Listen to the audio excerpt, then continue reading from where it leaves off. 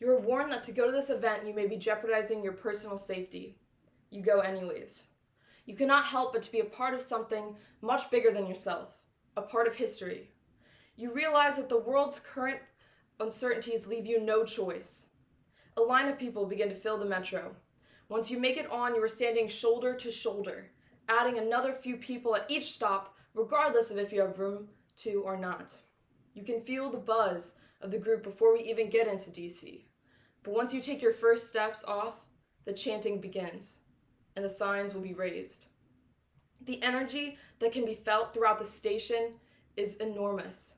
But once you ride the escalator up to the street level, the magnitude of the movement is clear. There is a sea of activists, impassioned and fierce, up and down every street.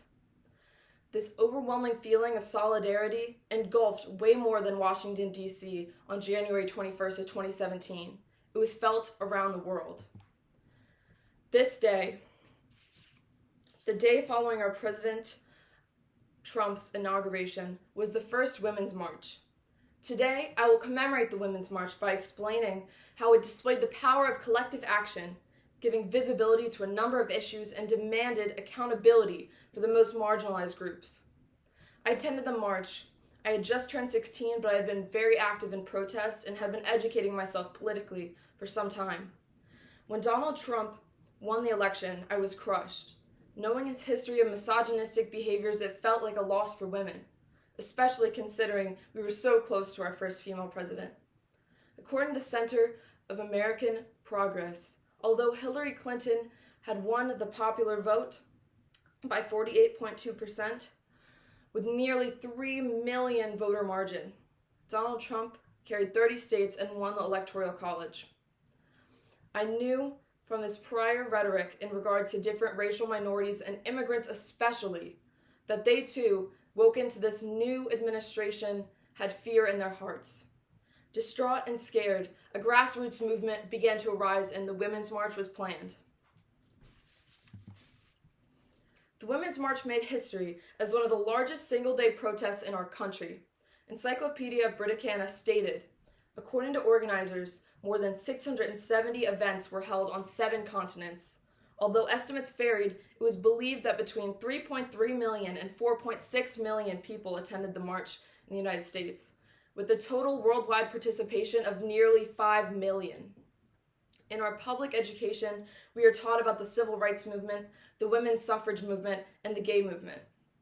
One day, they'll be talking about how our citizens came together to let the new administration know that we are here, we are strong, and we will not back down when our rights are being threatened.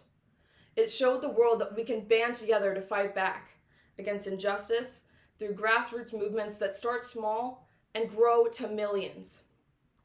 That said, using our First Amendment rights to speak out and protest for what is right is never a waste. There were people of all ages, all races, all genders, sexualities, religions, abled or disabled. This movement was not about any one issue, it was about all of us and our intersecting identities that impact our experience in the United States. As a protester, I was prepared for violence among disruptive groups or possibly police prevention. But I would argue that in a crowd of thousands, I felt safer and more supported than ever before. The Women's March mission statement online reads, "The Women's March is a women-led movement, providing intersectional education on a diverse range of issues, and that they are committed to dismantling systems of oppression through nonviolent resistance." Not only did it make the statement to our new president, but it made a statement to those most vulnerable and afraid. When we said no human is illegal, the immigrants and the dreamers heard us. When we said Black Lives Matter, the Black community felt our support. When we said that LGBT rights are human rights, they felt less alone. We flooded the streets in pink pussy hats and the message was clear. Our body, our choice. We were what the patriarchal culture would call nasty women, and we were proud of that. All of these statements simply call out injustice within our hegemonic culture. A quote from Ashley Judd explained it very plainly. "I am not as nasty as racism, fraud, conflict of interest, homophobia, sexual assault, transphobia, white supremacy, misogyny, ignorance, white privilege. But yeah, I'm a nasty woman. Although this movement began out of the fears of a new administration, it was really a call for social change. Scarlett Johansson said what many of us felt. President Trump, I did not vote for you. That said, I respect that you were the president-elect, and I want to be able to support you.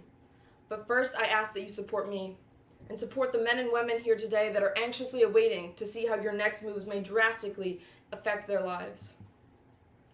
This movement was a call for action, and in a way, so is this speech. I want to commemorate the original Women's March in 2017. It truly showed us the power of collective action, allowing us to bring light to issues that have continuously plagued our society, and I want to urge everyone to continue to be accountable for marginalized communities. That being said, this November, we have a second chance. We have had 3 more women's marches each year in January since our last presidential election.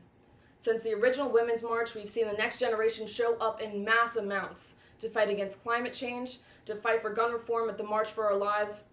And we have seen the Black Lives Matter movement grow with protests that are going on to this day.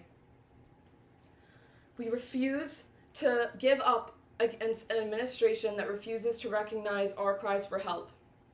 We should not have to fight so hard for basic human decency, but those who came before me had to fight for my right to vote too. So this November, you'll see me at the polls. Let us use this momentum of the movement that started in January of 2017 to make a difference in 2020. It is up to us, and we the people have the power to change the world.